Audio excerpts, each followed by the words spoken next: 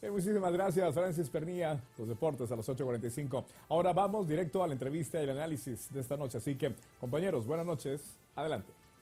Gracias, Juan José. Buenas noches. Bienvenidos al segmento de entrevistas y debates de a las 8:45. Hoy miércoles, junto a Carmina Valdizán, tendremos el gusto de conducir dos entrevistas. La primera, la adelanto, tenemos ya aquí en el set de Canal Antigua, le damos la bienvenida al expresidente de la República, a don Alejandro Maldonado Aguirre, con quien vamos a tratar temas de coyuntura, en particular comisiones de postulación, las nóminas, cómo están diseñados desde la Constitución Política de la República estas comisiones que han estado siendo sujetas de mucha crítica. No olvidemos lo sucedido ayer, pero bueno, con alguien que ha sido actor, protagonista directo de todos esos temas, vamos a debatir, vamos a discutir, vamos a entender mejor qué está pasando y qué es lo que queda pendiente en el Congreso de la República. En la segunda entrevista, lo adelanto, tendremos aquí en el set al fiscal de Asuntos Internos del Ministerio Público, con quien vamos a tratar este tema que se ha anunciado, una solicitud para la extradición de la señora Telma Aldana. Pero bueno, esos son los dos temas.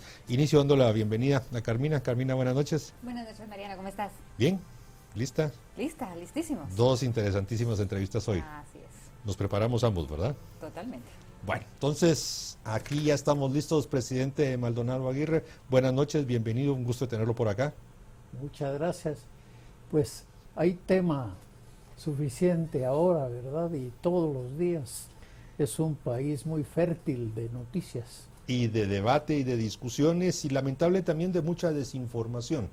Ya los intereses creados se han atrincherado mucho y hay mucha desinformación que circula y que confunde a la ciudadanía. Y usted, que ha sido protagonista, ha sido actor, ha sido alguien que ha participado en grandes decisiones aquí de la República de Guatemala, pues qué mejor de conocer de primera voz no solo la letra, sino el espíritu con que ciertas cosas fueron aprobadas, diseñadas desde la Constitución Política de la República. Aquí la pregunta obligatoria, presidente Maldonado Aguirre: ¿la Constitución contempla el mecanismo de comisiones de postulación para elegir nóminas, en el caso de jueces, de magistrados, concretamente para la Corte Suprema de Justicia, para el tema de cortes de apelaciones, que esos nombres, esas nóminas después son remitidas al Congreso de la República para que sea ese órgano, ese organismo del Estado, que seleccione de las listas que le mandan? Esto desde hace un tiempo ha sido muy criticado y bueno, las últimas noticias pues bueno, mantienen a las personas con bastante escepticismo acerca de la idoneidad de las personas de las listas que ya llegaron al Congreso de la República. Cuéntenos su evaluación un poco de qué respalda esos contenidos constitucionales. Bueno, el sistema de seleccionar personal siempre es muy complicado, muy difícil, pero es especialmente cuando se trata de seleccionar a quien va a juzgar, porque es una función muy complicada, difícil, casi de santos que tienen que comparecer a dar cuenta de sus decisiones, algunas veces acertadas, en otras equivocadas. Pero hubo en Guatemala una época en que funcionaron comisiones de postulación que resultaron exitosas, pero fue por la calidad humana de las personas que fueron elegidas. Y este fue un caso sintomático de la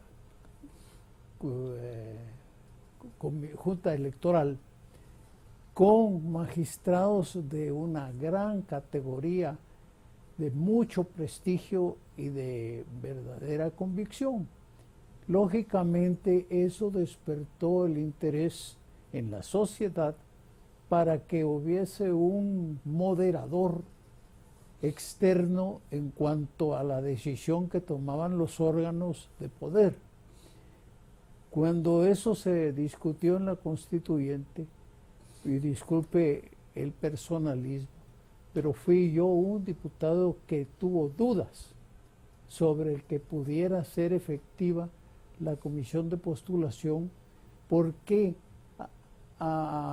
podía en algún momento irse deteriorando y descalificando. De suerte de que hubo necesidad de algunas leyes de complemento. Yo presenté una en que prohibía a los electos repartir los cargos con otros de sus contendientes para que no llegaran a acuerdos. Y también recuerdo que una diputada, que lamentablemente ya no está en el Congreso porque ha sido una representante muy activa, presentó también el tema cabalmente de las calificaciones y de los puntajes para que hubiese un poco de más oportunidad a la gente y que se despolitizara la decisión. Ya. Señor presidente, con relación a esto, precisamente las comisiones están sufriendo en este momento más cuestionamiento que en años anteriores. El sistema, estamos viendo que da para que se dé a ciertos juegos políticos. La política siempre es de juegos, aclaremos eso, pero digamos que se están dando y presentando, no sé si más descaradamente, lo estamos viendo, no sé. La gente está pidiendo un cambio al sistema. Obviamente para esta elección de magistrados no, pero para más adelante, ¿cuál creería usted que sería un sistema ideal? Ese es el caso y el cuestionamiento y lo difícil. Desde la época de la independencia, los jueces eran nombrados por elección popular. Era el pueblo el que votaba por los jueces, pero naturalmente era un sistema con alguna compartimiento con la planilla ganadora, es decir, la elección de los jueces se hacía simultáneamente con la elección del presidente de la República. Ya se imagina que con Justo Rufino Barrios pues eran barristas los jueces y con los conservadores pues tenían que ser de ese mismo perfil. Lo que se ha considerado una de las grandes alternativas es la carrera judicial, pero esta todavía no ha tenido suficiente desarrollo. Presidente, el presidente de la República actual, el doctor Yamatei, se involucró en esta discusión y en unas declaraciones públicas durante su gira estadía en el departamento de Quetzaltenango, anuncia y dice: es el momento de tomar decisiones, el sistema está agotado. Primero, ¿le corresponde al presidente del organismo ejecutivo, al presidente de la República, vincularse y anunciar este tipo de cosas, o se está extralimitando en el sentido de anunciar de que él aparentemente pudiera promover una reforma constitucional que es el paso previo a cambiar el sistema actual? Bueno, él como guatemalteco tiene iniciativa desde el punto de vista de proponer. Ahora hay un mecanismo complicado en la Constitución para poder modificarla. No es un proceso sencillo, porque claro, lo que se trata es tener una constitución sólida y no una constitución con remiendos. Tiene que ser una discusión muy académica y sobre todo muy seria y responsable para que lleguemos a entender que este proceso está muy lesionado y que es necesario devolverle a los guatemaltecos confianza en sus jueces. Yo recuerdo, y lo escribí en un artículo de Política y Justicia, jueces que fueron políticos pero de una calidad jurídica inmensa. Yo le puedo decir, por ejemplo, nombres que se pueden recordar con tanto aprecio, que fueron políticos en su momento, pero cuando fueron jueces se apartaron completamente de cualquier tendencia y actuaron de manera coherente. El otro problema, y que ese es también muy complicado, es el de la decencia, es decir, que no sea una fuente ilícita de enriquecimiento. Y para eso, pues, los jueces tienen necesidad de que se establezcan controles mucho más fuertes y poderosos que los que actualmente puedan existir. Señor presidente, desde el año pasado los nuevos magistrados debieron haber tomado posesión, el proceso ya va retrasado. Sin embargo, usted mencionó que ahorita, y que es la verdad, no vamos a negarlo, se encuentra en un momento lesionado. Sin embargo, hay muchas personas que ya están hablando de viciado y que se repitiera. ¿Está usted de acuerdo con esta apreciación? Bueno, es una lista grande y no todos pueden estar incluidos entre los delictos estos, sino que realmente el proceso ya terminó y ahora ya terminó en su fase de comisiones de postulación. Exactamente, ahora pasará al Congreso de la República para que ahí tome su decisión.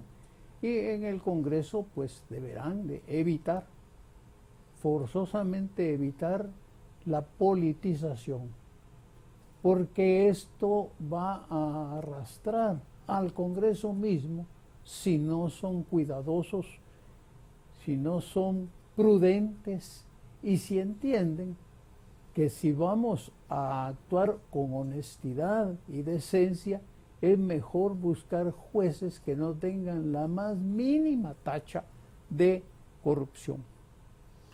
Presidente, y aquí entra un elemento, y tal vez usted nos puede argumentar del por qué se tomó la decisión en la constituyente que la selección de los nominados por las comisiones de postulación fuera en el Congreso de la República, algo que, pues digamos, terminó esta fase, hoy en la noche entregó la comisión de postulación para magistrados a la Corte Suprema de Justicia, ya el listado de 26 profesionales del derecho que quieren optar a ser magistrados de la Corte Suprema, pero la pregunta, reitero, ¿por qué se decidió en aquel entonces, asumo que fue año 85, para que fuera el Congreso el que seleccionara y nombrara a los magistrados de la Corte Suprema y de la Corte de Apelaciones y otras de similar categoría? Entiendo que por tradición así es.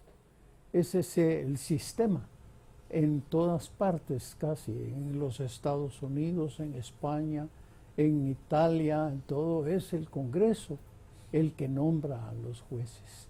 Y naturalmente hay controles muy rigurosos, pero especialmente depende de que hay que votar por las gentes que uno conoce y en los cuales puede confiar. El caso que yo le mencionaba, a mí una vez el propio Congreso me proponen unos diputados ser candidato a magistrado de la Corte de Constitucionalidad y entonces dijeron que los candidatos presenten un plan de trabajo. A mí me pareció ridículo el hecho de decir que voy a poner máquinas de escribir, computadoras, taquígrafos, no. Yo voy a decir quién soy. Entonces yo escribí un folleto cabalmente que se llama Tribulaciones del Juez Constitucional, diciendo lo que yo entiendo que es un juez constitucional y diciéndole claramente a los diputados, y nadie podría decir que lo engañé, que el juez debe de observar un principio fundamental que se llama el principio de la ingratitud. El juez no le tiene que agradecer el nombramiento al que lo nombró. Eso, si se mantiene y se tiene la fortaleza, entonces que piensen que van a hacer solo un periodo porque no les cayó bien, o por el contrario, la decencia y la rectitud les garantiza que van a ser jueces permanentes y trabajar por la carrera judicial de verdad. Guatemala la tuvo en la Constitución de 1956, decía que cuando se reelige a un magistrado para que haga 2 periodos, inmediatamente se transforma en un magistrado vitalicio. que ejerce hasta los 70 años de edad. Desgraciadamente, en ese Congreso no reeligieron a ningún magistrado.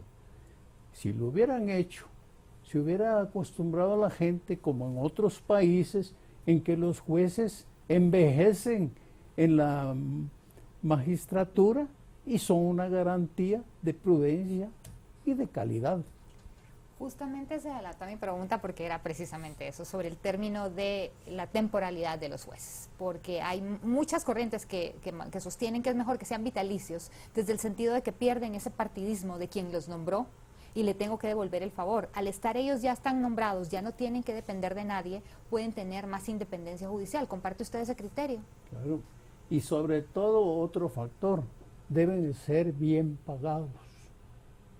Yo recuerdo a mi amigo, el ingeniero Barrios Peña, que era ministro de Comunicaciones, que me comentó que él estaba buscando un buen terreno en Izabal para construir la vivienda de el juez. Y le digo, ¿y qué? Pues claro, me dijo, un juez tiene derecho a vivir bien. Y si le puedo poner piscina, le pongo piscina, para que sus hijos estén ahí, que vayan a un buen colegio, que se eduquen correctamente. Es decir, el juez, el buen juez, necesita ser estimulado, porque es mucho más caro tener jueces mal pagados que quieran reponer su deficiencia económica por otros medios incorrectos. Presidente, usted en varias de las respuestas ha insistido en términos como decencia, idoneidad, rectitud. En palabras sencillas, son temas que no los colocamos en el debate, sobre todo ahora que entra al Congreso la selección. ¿Nos puede dar breves o algunas pinceladas para que entre todos verifiquemos que en el proceso de selección que se dé en el Congreso, estos tres valores, le llamaría yo, estén presentes, y no solo si se juntó con no sé quién, si viene no sé dónde, que si lo votó no sé quién, porque se pierde entonces la esencia de tratar de encontrar jueces que cumplan con no solo el principio de ingratitud, sino con otros que son demandados por la sociedad. Sí, sobre todo la especialidad. Es decir, que no sean jueces transitorios, que tengan la idea que se van a dedicar toda su vida a ser jueces, que se van a jubilar habiendo desarrollado una carrera. Y es ahí lo importante, los jueces de carrera, que nuestras universidades tienen que formar la especialidad de los jueces de carrera, así como los médicos. Esos unos son especialistas en pulmones, otros en cerebro, otros en músculos. ¿Por qué razón no tenemos ya la especialidad de abogados con vocación a la jurisdicción, a la justicia? Pero reiterándole la pregunta, presidente, idoneidad, decencia, rectitud, ¿cómo tenemos que entender esos conceptos que suenan tan simples, pero son tan complicados para evaluar a jueces? Sí, eso siempre necesita poder conocer a la gente. Yo, por ejemplo, me gusta leerlos, leer su tesis, ver su récord de estudiantes, ver su inquietud en el diálogo, su capacidad para formular eso. ¿Sus sentencias? También eso es muy importante. Le diré una cosa, que en la Corte teníamos que formar la sección tributaria y pedimos a las universidades que nos enviaran especialistas en la rama tributaria. Llegó un expediente así, era el folder, con una cantidad grande de diplomas, de participaciones en eventos y cosas. Yo quedé convencido, dije, este sabe a lo que viene. Pero por curiosidad me fui a la primera página, donde estaba su carta dirigida a la Corte y tenía faltas de ortografía. entonces lógicamente no puede pasar una prueba. Yo creo que las pruebas de las comisiones de postulación deben ir no solo a que les pongan un volcán de diplomas de que participan en cuanto evento hay, sino si lo asimilaron, si lo captaron, si lo entendieron, si tienen criterio y valor, y también que tengan los principios claves de lo que debe ser un juez. Y esto es importante. El juez debe ser independiente del poder, independiente de las partes e independiente de la popularidad. Un juez no falla para las masas, el juez falla para la conciencia. Jueces bíblicos, ¿verdad? Que aquellos que se dejaron ir por los griterías de la plebe, esos no están funcionando bien. Presidente, desde el momento que la lista corta pasa al Congreso de la República, ya se vuelve un asunto político. Este tipo de cabildeos se dan, es parte de quienes están decidiendo y eligiendo. ¿Hasta qué punto tiene que haber una línea divisoria entre hasta qué punto es permitido ese cabildeo, esas asociaciones que se están viendo ahora, que es lo que están, que siempre han venido, pero que ahora pues están más expuestas y la gente está cuestionando? Sí, mire, la percepción ideológica es muy distinta. Hay gente de izquierda honorable y gente de derecha honorable. La calidad técnica pues también tiene, pero la ética, esa es la clave y la importante. Y lógicamente que haya un castigo fuerte, riguroso, duro, agravado para aquel juez que le va a dar un mal ejemplo a la sociedad. Es decir, yo castigaría más al padre que al hijo, cuando este es el responsable de la mala conducta del otro.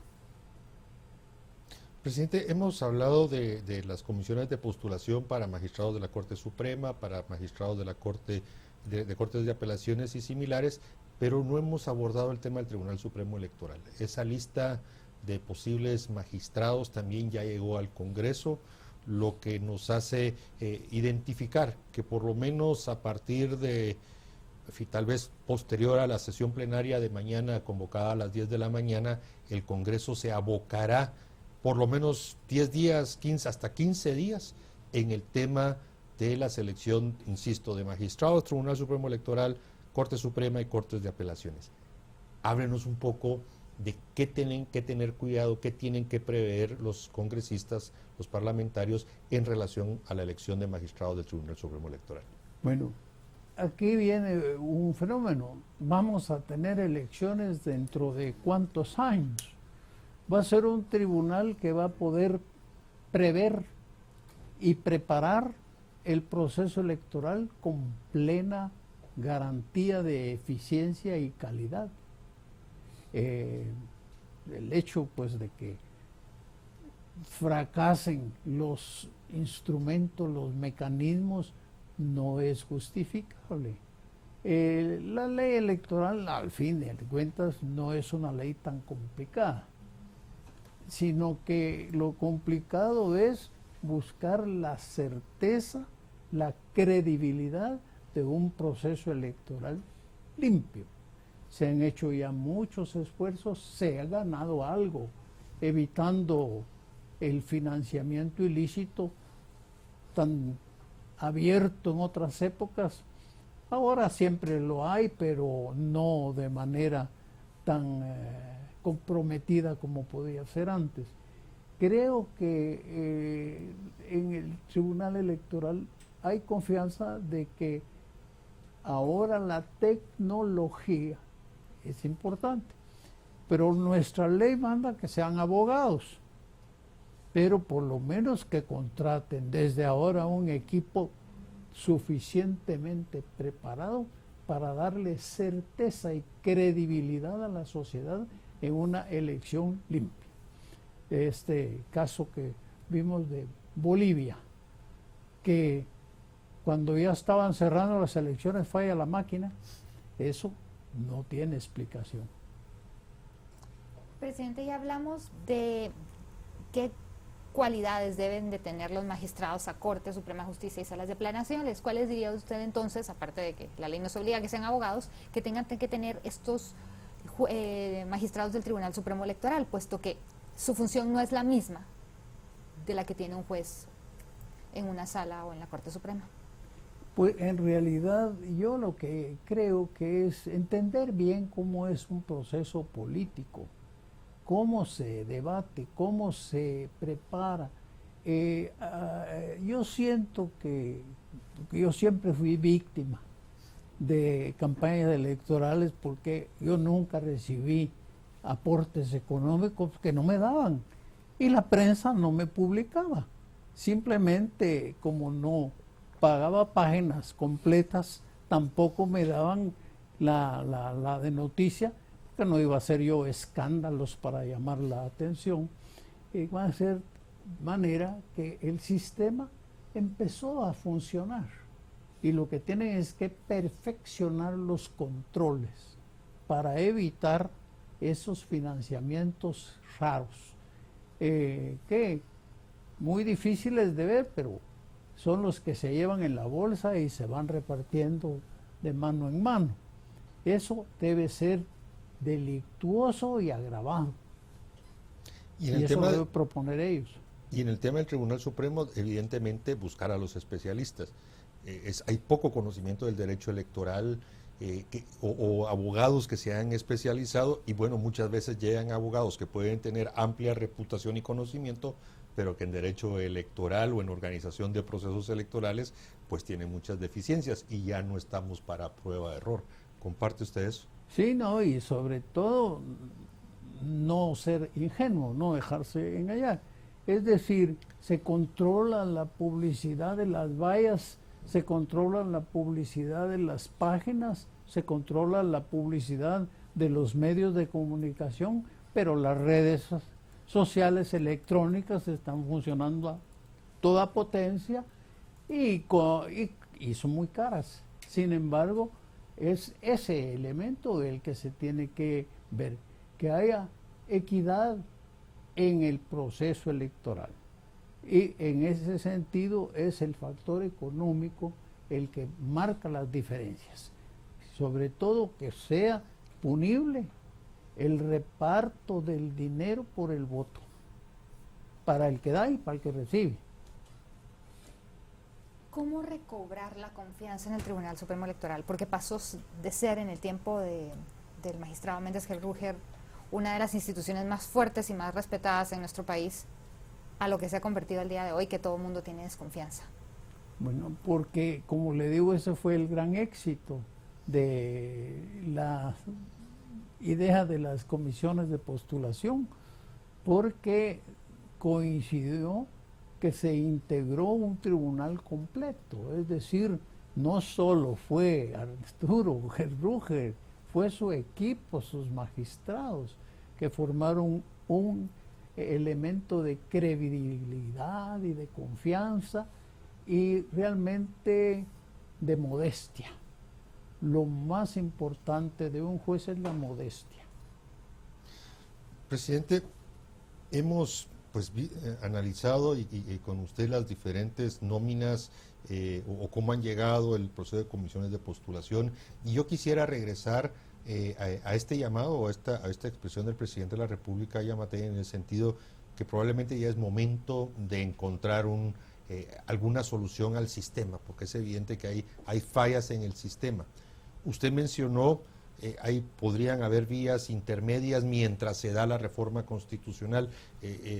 Aparentemente usted presentó en su época de diputado una ley para poner ahí unos controles, otros hablan de que hay que reformar la ley de comisiones de postulación.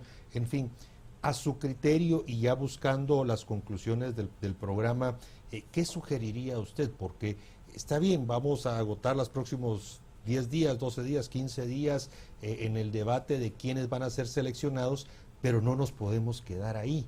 Hay que empezar a ver el día después de mañana, porque o si no estaríamos otra vez en esta situación.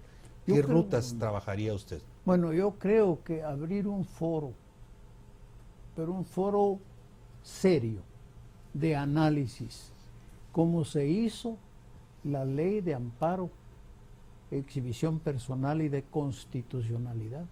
Se hizo a través de foros, que no se gastó dinero, no se dio ni tazas de café, pero llegaron juristas que aportaron buenas ideas para que esa ley se volviera una ley fuerte, que no la burlaran, que fuera una ley con dientes, es decir, que hiciera sentir el peso de esa ley. Entonces, para una reforma a la ley electoral, abrir un foro en donde se reciban muchas opiniones versadas, adecuadas, convenientes, y tenemos el tiempo que afortunadamente nos acompaña ahora, que creo que un trabajo de 6 meses, pongamos, de análisis, de estudio, de investigación, de asesorías y todo, nos llevaría a perfeccionar la ley, para que no le estén buscando atajos para burlarla. Pues llegando a conclusiones, estamos en un momento complicado. La coyuntura de las últimas 48 horas, se puede decir, solo está complicando más el proceso. ¿Cuál piensa usted, qué es lo que piensa usted que va a suceder o que debería de suceder en este momento que nos aconseja? Bueno, que ahora pasa esto a la cancha del Congreso, que sean muy serios, muy responsables, que busquen que cada uno tiene un compromiso personal ante el pueblo de Guatemala. Ya no es cosa del grupo político, de la bancada, de esto, sino es un cargo de conciencia íntimo, personal, y entonces buscar una selección de personas intachables, que las hay. En la lista hay muchas gentes de gran calidad personal, profesional, y solo es cuestión de dejar de pensar ya en cosas de partido. Esto no está funcionando, ha fracasado, ha quebrado todos los partidos políticos. Yo vivo recordando la época en que Guatemala se manejaba solo con 3, 4 partidos políticos. Decían que eran el monopolio, pero de eso a poner este baratío de símbolos, realmente a la gente no le da confianza, y en consecuencia creo que ahora, si bien es cierto hay que darle solidez a las instituciones, también esas instituciones tienen que buscarlo a través de la confianza de los ciudadanos y no de las disciplinas partidarias que no deben de ser tan rigurosas. Yo no soy muy amigo de los tribunales de honor de los partidos políticos de condenar al disidente, porque muchas veces el disidente puede ser el que tenía la razón.